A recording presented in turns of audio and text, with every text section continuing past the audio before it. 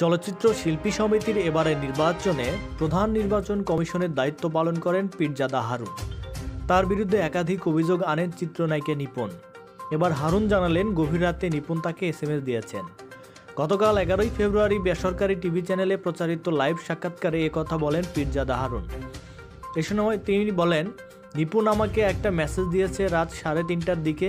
সেখানে সে বলেছে আমার বাতিল ভোটগুলো আমার পক্ষে কাউন্ট করে দেন।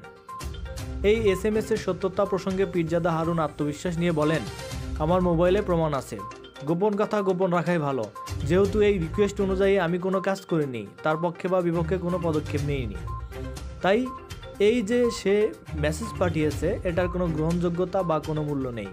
তবে প্রমাণ হিসেবে দাঁড় করতে পারেন, কিন্তু প্রমাণ দাঁড় করানোটা সমীচীন হবে না।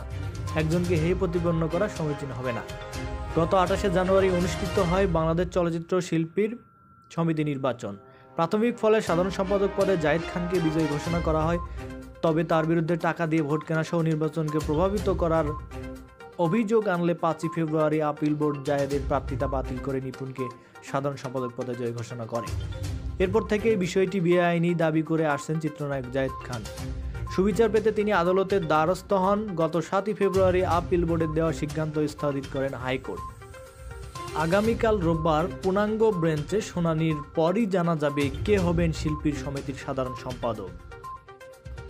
মনে রাখবেন, আমাদের চ্যানেলের সমস্ত ভিডিও শুধুমাত্র বিনোদনের জন্য। বিভিন্ন সময় শিল্পী কলা কৌশলীদের ছবি ব্যবহার করা হয়। এটা কেউ সিরিয়াসভাবে নেবেন না, বিনোদন হিসেবে গ্রহণ করবেন। ধন্যবাদ।